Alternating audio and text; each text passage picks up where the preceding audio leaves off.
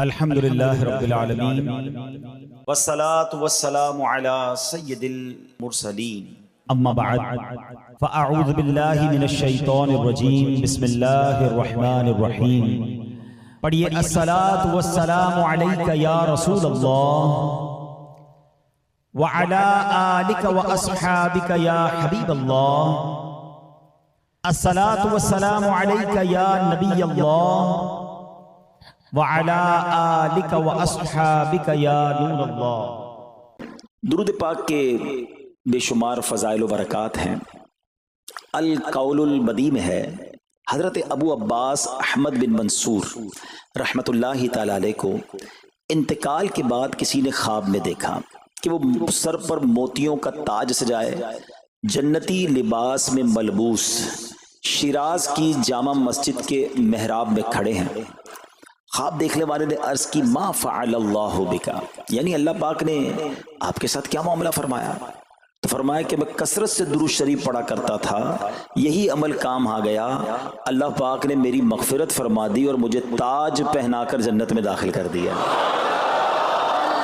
کیا بات ہے درود پاک کی! آپ یقین کریں، اگر میں آپ سے یہ کہوں کہ زندگی میں ایک مسلمان ہونے کی حیثیت سے اگر آپ اپنی خواہشات، اپنی ڈیزائرز کیا کیا ہیں لکھیں ذرا، کہ مجھے دنیا میں کیا چاہیے، مجھے مرتے وقت کیا چاہیے، قبر میں کیا چاہیے، مرنے کے بعد محشر کے دن میں کیا چاہتا ہوں، کبھی اکیلے بیٹھے نہ تو لکھیے گا، ٹھیک ہے؟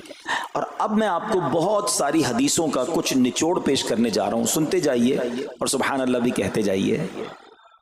اگر آپ روزی میں برکت چاہتے ہیں تو درود پاک پڑھیے، اگر آپ بیماری سے شفا چاہتے ہیں تو درود پاک پڑھیے، اگر آپ ذلت و رسوائی سے بچنا چاہتے ہیں تو درود پاک پڑھیے، اگر آپ عزت میں اضافہ چاہتے ہیں تو درود پاک پڑھیے، آپ مصیبتوں اور پریشانیوں سے بچنا چاہتے ہیں تو درود پاک پڑھیے، مرتے وقت کلمہ پڑھنا چاہتے ہیں تو درود پاک پڑھیے، مرتے وقت آقا کا دیدار کرنا چاہتے ہیں تو درود پاک پڑھیے، آپ یہ چاہتے ہیں کہ آقا اپنے مبارک ہاتھوں سے قبر میں اتاریں تو درود پاک پڑھیے، اپنی قبر کو نور مصطفیٰ سے جگمگانا چاہتے ہیں تو درود پاک پڑھیے، قیامت کے دن نبی پاک کے پرچم تلے اٹھنا چاہتے ہیں تو درود پاک پڑھیے، آقا کے ہاتھوں جام کوثر پینا چاہتے ہیں تو درود پاک پڑھیے، اور سنیے آقا کے ساتھ جنت میں جانا چاہتے ہیں تو درود پاک پڑھیے، مدینے جانا چاہتے ہیں، بار بار جانا چاہتے ہیں تو درود پاک پڑھیے، اور زندگی میں دیدار مصطفیٰ کرنا چاہتے ہیں تو درود پاک پڑھیے۔ کچھ باقی رہ گیا؟ اللہ اکبر یا رسول اللہ، مجھے بتائیے اور کچھ باقی رہ گیا ہے؟ ایک مسلمان ہونے کی حیثیت سے what ever I need in دنیا اور ان ہیئر آفٹر، دنیا اور آخرت میں جو کچھ چاہیے، روزی برکت والی، زندگی عزت والی، پریشانیاں دور ہو جائیں، بیماریاں دور ہو جائیں، ذلت و رسوائی سے بچا رہوں، ایمان والی موت ملے، جب تک زندہ رہوں مدینے آتا جاتا رہوں، آقا کی دید کرتا رہوں، آقا جنت میں ساتھ لے جائیں۔ اب کچھ باقی بچتا ہے؟ اب یقین کریں میں نے اپنی طرف سے نہیں بتایا، یہ جن کا کچھ مطالعہ ہے تو ان کو یاد آ رہا ہوگا کہ اس ہر جملے کے پیچھے کوئی نہ کوئی ایک روایت یا کوئی نہ کوئی حدیث موجود ہے، یعنی یہ سارے انعامات دنیا کے، قبر کے، حشر کے، یہ سارے انعامات نبی پاک نے درود پاک کی فضیلت میں بیان فرما دیے ہیں۔ یہ ایسے ہی شاعر نے نہیں کہا کہ ہر درد کی دوا ہے، صلی علی محمد، تعویذ ہر بلا ہے، صلی علی محمد صلی اللہ علیہ وسلم۔ پھر کیوں نہیں پڑھتے؟ یعنی اتنے سارے مسئلے حل ہو جائیں ایک ہی وظیفے سے۔ لوگ پوچھتے رہتے ہیں کوئی وظیفہ بتا دیں، روزی میں برکت کا بتا دیں، پریشانی دور ہو جائے بتا دیں، مدینے کا کوئی وظیفہ بتا دیں، اور یہ سارے وظیفے درود پاک میں چھپے ہوئے ہیں۔ پکڑ لو نا درود پاک، پھر دیکھیں اس کی کیسی برکتیں آپ زندگی میں دیکھیں گے، آپ کا چہرہ شاش بشاش ہو جائے گا، آپ کی طبیعت فریش ہو جائے گی، آپ کو مزے کو مزہ آ جائے گا۔ بس درود پاک کی کثرت پڑھتے رہا کریں، پڑھتے رہا کریں، انشاءاللہ برکتیں ہی برکتیں۔ میں بھی نیت کروں، آپ بھی نیت کریں۔ ایک اور خوبصورت بات بتاؤں، جو بڑی خوبصورت آیت ہے، میں سمجھتا ہوں شاید دنیا بھر کے عاشقان رسول کو یہ کم از کم آیت تو سب کو یاد ہوگی۔ کون سی آیت؟ ان اللہ وملائکتہ یصلون علی النبی یا ایھا الذین آمنوا صلوا علیہ وسلموا تسلیما. مل کر درود پاک. اللہم صل علی سیدنا و مولانا محمد طب القلوب ودوائها وعافیت الابدان وشفائها ونور الابصار وضیائها وعلی آلہ وصحبہ وبارک وسلم. اب یہ جو آیت درود ہے نا شعبان کے مہینے میں نازل ہوئی ہے، تو چلو نیت کر لیں انشاءاللہ اب سے روزانہ کثرت سے درود پاک پڑھیں گے انشاءاللہ. آئیے مل کر محبت کے ساتھ ایک بار پھر درود پاک. صلو علی الحبیب صلی اللہ تعالی علی محمد صلی اللہ علیہ وسلم. مشہور صحابی حضرت ابو ہریرہ رضی اللہ تعالیٰ عنہ فرماتے ہیں کہ ایک مرتبہ میں رسول اکرم نور مجسم صلی اللہ تعالیٰ علیہ وآلہ وسلم کی اقتداء میں نماز عشاء پڑھ کر واپس جا رہا تھا. میں نے دیکھا کہ ایک عورت اپنے آپ کو پوری طرح ڈھانپ کر سڑک کے ایک کنارے پر کھڑی ہے اور اس نے مجھے پکارا کہ اے ابو ہریرہ ذرا میری بات سنو. آپ کہتے ہیں میں قریب گیا، میں خلاصہ عرض کر رہا ہوں. تو اس عورت نے کہا کہ مجھ سے بہت بڑا گناہ ہو گیا ہے، کیا میری توبہ قبول ہوگی؟ حضرت ابو ہریرہ نے اس سے سوال کیا کہ کیا گناہ ہو گیا؟ اس نے گناہ کی تفصیل بتائی، کافی بڑا گناہ تھا. آپ نے کہا کہ تو ہلاک ہو گئی اور تو نے دوسروں کو بھی ہلاکت میں ڈال دیا، اتنا بڑا گناہ کیا، اب تم توبہ کی امید رکھتی ہو؟ اللہ پاک کی قسم تیری توبہ قبول نہیں ہوگی. جب آپ نے یہ کہا تو وہ عورت خوف خدا سے کانپنے لگی اور اتنا زور سے کانپی کہ کانپتے کانپتے وہ بے ہوش ہو گئی. آپ نبی پاک کی بارگاہ میں آ گئے. اب آپ کو خیال آیا کہ یار میں نے اس کو کہہ تو دیا مگر میں نے اللہ کے نبی صلی اللہ علیہ وسلم سے مشورہ تو نہیں کیا، پیارے آقا سے پوچھا تو نہیں. اب آپ نبی پاک علیہ السلام کی بارگاہ میں آئے اور آقا سے عرض کی کہ حضور ایسا ہوا اور ایک عورت مجھے ملی اور اس نے مجھے اپنا گناہ بتایا. میں نے کہا اتنا بڑا گناہ، اب تیری توبہ قبول نہیں ہوگی. اللہ اکبر. جب نبی رحمت شفیع امت صلی اللہ تعالی علیہ وسلم نے یہ بات سنی تو فرمایا انا للہ و انا الیہ راجعون. اے ابو ہریرہ تو خود بھی ہلاک ہوا اور تم نے اس عورت کو بھی ہلاکت میں ڈالا، کیا تمہیں اللہ پاک کا یہ فرمان یاد نہیں؟ پھر نبی پاک علیہ السلام نے قرآن مجید فرقان حمید کی یہ آیت تلاوت کی. ذرا غور سے تلاوت سنیے گا.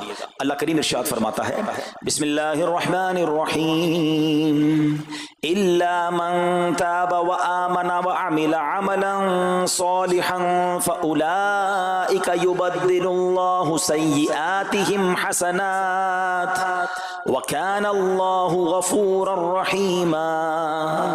ترجمہ کنز العرفان. مگر جو توبہ کرے اور ایمان لائے اور اچھا کام کرے تو ایسوں کی برائیوں کو اللہ نیکیوں سے بدل دے گا اور اللہ بخشنے والا مہربان ہے. حضرت ابو ہریرہ نے جب یہ آیت کریمہ سنی اور پیارے آقا علیہ السلام کا یہ فرمان سنا تو آپ کو احساس ہوا کہ میں نے غلط مسئلہ بیان کر دیا ہے. آپ پر یہ احساس اتنا غالب ہو گیا کہ آپ مدینہ منورہ کی اب گلیوں میں آواز لگانے لگے. ایک عورت نے مجھ سے رات ایک مسئلہ پوچھا تھا، کوئی بتا سکتا ہے وہ عورت کون ہے؟ آپ سارا دن مدینے کی گلیوں میں آواز لگاتے رہے مجھے اس عورت کا پتہ بتاؤ جس نے مجھ سے مسئلہ پوچھا تھا. اب رات ہوئی تو وہ عورت آپ کو کل والی جگہ پر پھر کھڑی مل گئی. آپ فوراً اس عورت کے پاس پہنچے، اسے نبی پاک کا فرمان سنایا اور کہا تمہیں مبارک ہو، اگر تم توبہ کرو گی تو اللہ تمہاری توبہ قبول فرما لے گا. اب یہ عورت اتنی خوش ہوئی کہ مارے خوشی کے کہتی ہے کہ میرا ایک باغ ہے، میں نے اپنے گناہ کے کفارے میں وہ باغ راہ خدا میں صدقہ کر رہی ہوں. یہ پورا باغ ہے ابو ہریرہ میں اللہ کی راہ میں صدقہ کرتی ہوں. اللہ اکبر. اے میرے پیارے اسلامی بھائیوں، اس ایک واقعے میں ہمارے لیے بہت کچھ ہے. پہلے تھوڑا سا تربیت کے مدنی پھول ذرا سمجھیے کہ اتنی بڑی ہستی ہیں سیدنا ابو ہریرہ رضی اللہ تعالیٰ، لیکن جیسے انہیں پتا چلا کہ میں نے یہ مسئلہ تو بیان کر دیا ہے مگر نبی پاک علیہ السلام سے پہلے اس کا حکم تو پوچھ لیتا. یہ ہمیں کیا درس دے رہا ہے کہ بغیر علم کے اپنی طرف سے شرعی مسئلہ بیان نہیں کرنا چاہیے. جو بغیر علم کے دینی مسئلے بتاتا ہے وہ خود بھی ہلاک ہوتا ہے اور دوسروں کو بھی ہلاکت میں ڈالتا ہے. ہاں میں بتاتا ہوں نا اس کا مسئلے کا حل کیا ہے، حالانکہ خود کہیں پڑھا نہیں ہوتا. تو جب تک آپ کو علم نہیں ہے، آپ جانتے نہیں ہیں، تو کسی مسئلے کو بیان نہیں کرنا چاہیے. دوسری بات کہ اگر خدا نہ خواستہ کوئی غلط مسئلہ بتا بیٹھا یا بتا تو درست رہا تھا بتاتے بتاتے غلطی کر بیٹھا تو اسے چاہیے کہ ازالہ کرے، فوراً اس کا جو بھی ازالہ بنتا ہے وہ کرے. سیدنا ابو ہریرہ رضی اللہ عنہ کا ازالہ تو دیکھیں کہ آپ کو جیسے ہی پتا چلا کہ اصل مسئلہ یہ ہے، اب آپ مدینے کی گلیوں میں صدا لگا رہے ہیں، تلاش کر رہے ہیں، پورا دن ڈھونڈتے رہے اس خاتون کو کہ میری سے غلطی ہو گئی، میں نے اس کو غلط مسئلہ بتایا، تاکہ اس کو تلاش کر کے اس کو درست مسئلہ بتایا جائے۔ اللہ اکبر، صحابہ کرام کی ادائیں بھی کتنی نرالی ہوتی ہیں، اللہ ان کا صدقہ عطا فرما دے۔ اب ہوتا کیا ہے کہ کبھی کوئی غلط مسئلہ بیان ہو گیا، یا بیان میں، مشورے میں، درس میں کوئی غلطی ہو گئی، غلطی پتہ چل جائے، اب شرم آتی ہے کہ کیسے کہوں مجھ سے غلطی ہو گئی ہے، میں تو اتنا بڑا مبلغ بن کے گیا تھا، میں نے تو جناب اتنے پبلک میں بیان کیا تھا، اب میں کیسے بتاؤں کہ جناب میں نے یہ غلط پڑھ دیا یا غلط بیان کر دیا۔ حضرت ابو ہریرہ سب سے زیادہ جن کو حدیثیں یاد ہے، مگر سچ بتائیں، بات سمجھنے والی پتہ کیا ہے، جو لوگ یہ سمجھتے ہیں نا کہ یار غلطی ماننے سے عزت کم ہو جاتی ہے، سچ بتاؤ آج 1450 سال بعد حضرت ابو ہریرہ کا یہ واقعہ سن کے ہمارے دلوں میں ان کی عزت کم ہو رہی ہے، بڑھ رہی ہے؟ Simple is that. غلطی ماننے سے انسان جو ہے وہ نیچا نہیں ہوتا۔ اللہ میرے پیر و مرشد کو سلامت رکھے، جن کی برکت سے لاکھوں علماء بن گئے ہیں، مگر آپ اپنے مدنی مذاکرے میں اپنے ساتھ علماء کرام، مفتیان کرام کو بٹھاتے ہیں، اور اگر کوئی توجہ دلاتا ہے تو لائیو چینل پر آپ فرماتے ہیں کہ یہ مسئلہ یوں نہیں یوں ہے، کوئی عزت کم نہیں ہوتی جناب۔ تو سبحان اللہ، دو باتیں سیکھنے کو ملی کہ پہلے بتانا ہی نہیں ہے، اگر نہیں آتا تو اپنی بڑائی مارنے کے لیے بندہ کہتے مجھے نہیں معلوم، واللہ عالم میں نہیں جانتا، اور اگر آپ کو لگتا ہے میں صحیح بتا رہا ہوں اور پھر بعد میں کوئی توجہ دلا دے کہ آپ نے غلطی کی ہے، تو پھر اس کو بالکل مانے بھی اور اس کا ازالہ کریں۔ اچھا، اب علماء کرام نے بڑے پیارے طریقے بتائے۔ پہلے تو ظاہر یہ تھا کہ بھئی پبلک میں بیان کیا تو پبلک میں جا کر یا گلیوں میں جا کر آپ نے اعلان کیا، اب تو سوشل میڈیا کا زمانہ ہے، کوئی ویڈیو بنا کے ڈال رہے ہوتے ہیں، انسٹاگرام تو ٹویٹر تو پتہ نہیں کیا کیا چیزیں، موبائل فون، فیس بک، یوٹیوب، تو اب غلط غلط مسئلے لوگ شیئر کر رہے ہیں۔ ایک یہ بڑا مسئلہ پتہ کیا ہو گیا، ہمارے موبائل پہ جیسے ہی کوئی ویڈیو کلپ آیا، کسی کا بھی آیا، یا کوئی پوسٹ آ گئی، کوئی فضیلت ہی آ گئی، نہ چیک کرنا ہے نہ کچھ کرنا ہے، اس کو فوراً فارورڈ کر دینا ہے۔ حالانکہ اس میں بعض اوقات غلط مسئلے ہوتے ہیں، بعض اوقات غلط حدیثیں ہوتی ہیں، ہمیں پتہ ہی نہیں ہوتا، ہم سمجھتے ہیں آگے شیئر کر دیں۔ اچھا، شیئر کرنے والوں کا بھی بڑا مسئلہ ہے، اگر کوئی وظیفہ، کوئی نفل، کوئی بھی چیز ہے، خود پڑھنی نہیں ہے، آگے 100 لوگوں کو بھیج دینی ہے، پہلے خود تو پڑھو۔ اچھا، خود بھی پڑھنے سے پہلے کہاں چیک کروایا؟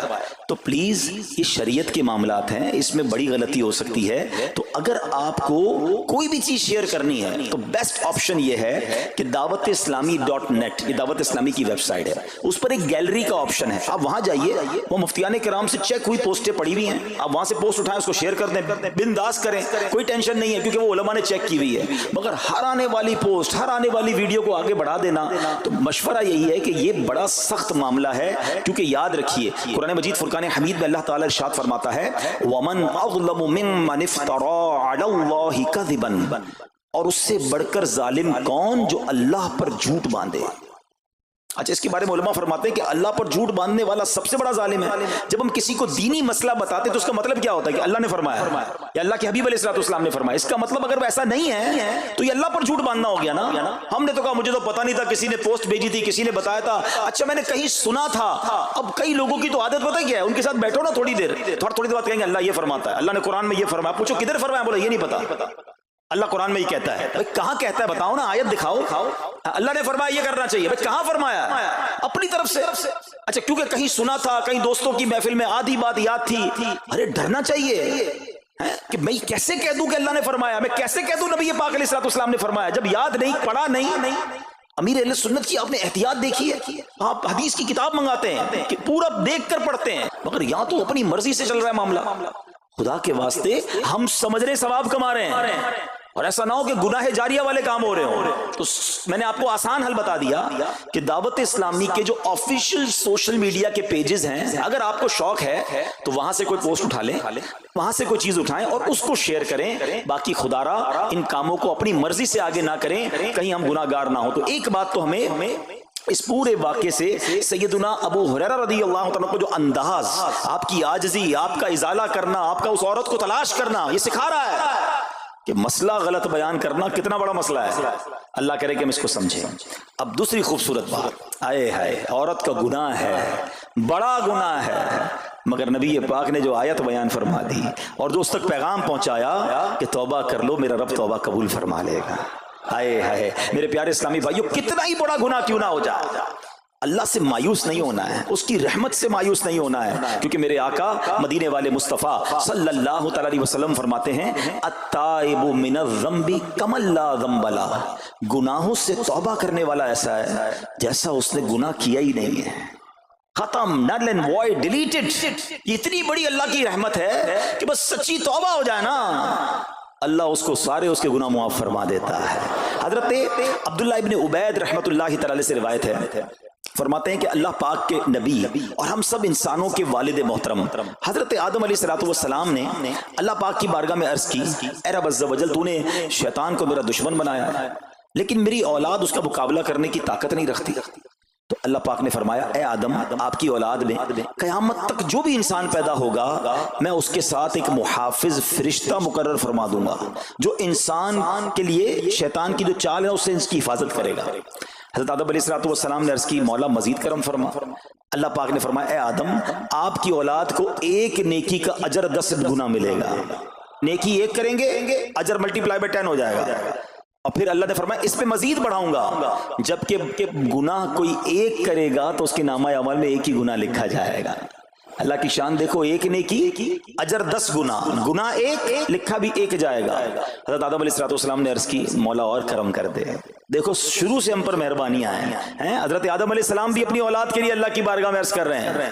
اللہ پاک نے فرمایا, اے آدم, جب تک روح انسان کے بدن میں رہے گی میں اس کی توبہ قبول کرتا رہوں گا.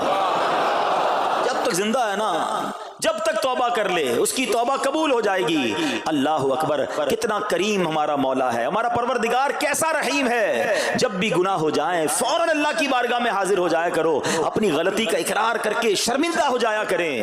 انشاءاللہ کریم توبہ قبول ہوگی اور گناہوں کی میل سے دامن صاف ہو جائے گا. ارے توبہ جب ہو جائے نا اور بندہ سچی توبہ کر لے, دیکھو اللہ کیسا کریم ہے, کیسا کرم کرتا ہے. ایک بزرگ کے بارے میں آتا ہے, حبیب عجمی رحمت اللہ تعالی, ان کا نام تھا. ابھی بہت بڑے آپ اللہ کے ولی گزرے ہیں, بصرہ کے رہنے والے تھے, مگر توبہ سے پہلے آپ کی زندگی بڑی عجیب تھی. آپ بڑے امیر آدمی تھے, لوگوں کو قرضہ دیا کرتے تھے مگر سود پر قرضہ دیا کرتے تھے, سود لیا کرتے تھے. حال ایسا تھا کہ جب کسی سے سود لینے جاتے تھے یا قرضہ لینے جاتے تھے, وہ پیسہ نہ دیتا, لیٹ ہو جاتا تو اس سے جرمانہ وصول کر لیا کرتے تھے. ایک مرتبہ ایک مقروض کے دروازے پر گئے, وہ مقروض تو گھر پہ نہیں تھا, اس کی بیوی تھی. تو کہا میرا شوہر تو آج گھر پر نہیں ہے, نہ ہی میرے پاس رقم ہے کہ آپ کو دوں. آپ نے کہا مجھے تو چاہیے, کچھ نہ کچھ تو جرمانہ دینا ہوگا. تو اس نے کہا ہم نے ایک بکری ذبح کی ہے, گوشت تو سارا بانٹ دیا, کھا لیا, اس کا سر موجود ہے. آپ نے کہا یہی دے دو. سود میں پیسے نہیں ملے تو بکری کا سر لے آئے.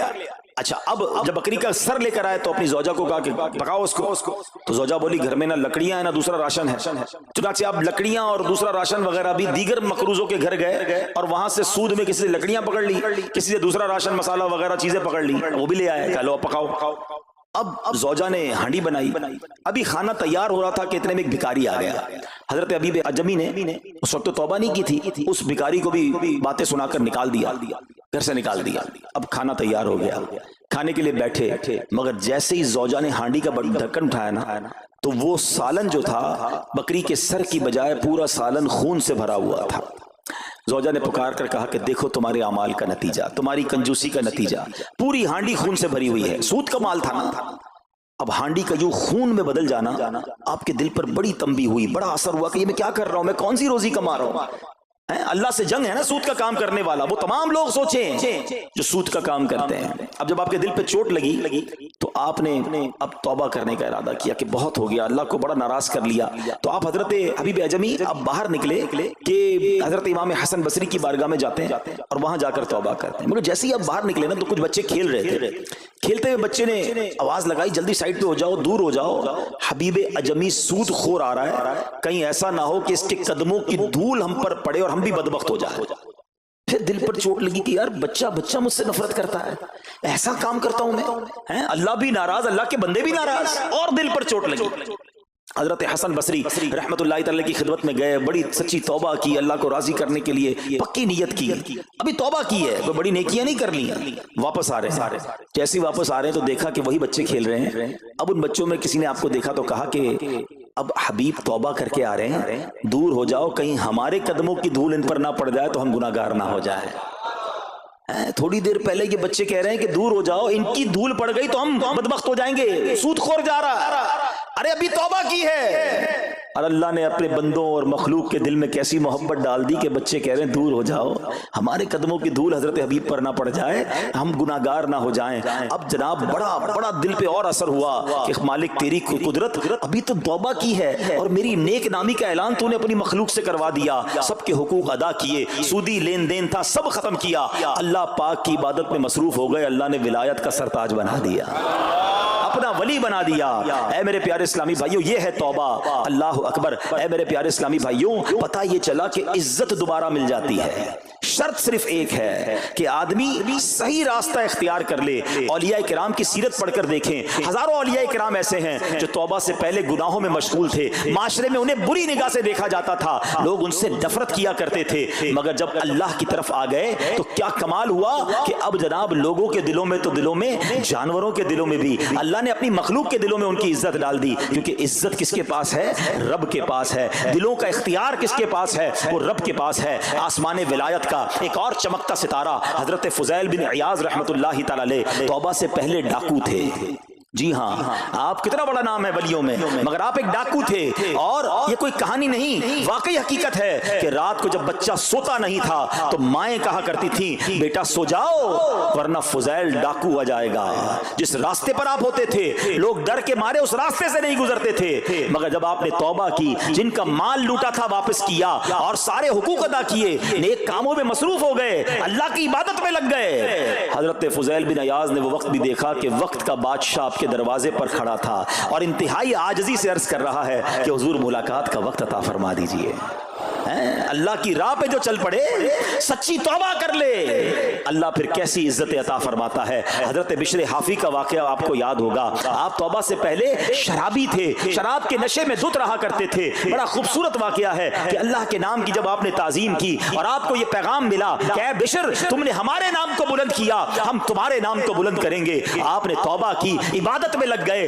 اللہ تعالیٰ کی معرفت کا عالم یہ تھا کہ آپ ننگے پیر رہا کرتے تھے۔ حافی کہتے ننگے پیر رہنے والوں کو، اب جب آپ ننگے پیر گلیوں میں گھوما کرتے تو اس شہر کے جانور راستے پر نجاست نہیں کرتے تھے۔ کیوں نہیں کرتے تھے؟ کہ حضرت بشر ننگے پاؤں رہتے ہیں، کہیں ان کے پیر گندے نہ ہو جائیں۔ ارے وہ شخص جو توبہ سے پہلے شرابی ہے، اب جانور بھی ادب کر رہے ہیں، بلکہ عالم یہ تھا کہ ایک چرواہے کے ایک جانور نے راستے پر گندگی کر دی تو اس نے کہا ہو نہ ہو لگتا ہے حضرت بشر کا انتقال ہو گیا ہے۔ جب معلوم کیا تو پتا چلا کہ ہاں حضرت بشر حافی کا انتقال ہو گیا۔ اللہ اکبر، گویا اللہ نے جانوروں کے دلوں کے اندر بھی ان کی عزت ڈال دی، کیونکہ انہوں نے رب کی بارگاہ میں سر جھکایا، انہوں نے دنیا والوں کی پرواہ نہ کی، انہوں نے رب کو راضی کرنے کی فکر کی۔ تو اے میرے پیارے اسلامی بھائیوں، یہ خیال دل سے نکال دو کہ جناب عزت پیسے سے ملتی ہے، عزت شہرت سے ملتی ہے، جناب سوٹ بوٹ ہو، ذرا اچھے کپڑے پہنوں، اچھی جناب لگژری گاڑی سے اتروں گا تب عزت ملے گی، ارے جناب مہنگا موبائل ہاتھ میں ہوگا تب عزت ملے گی، عالی شان کوٹھیوں میں رہوں گا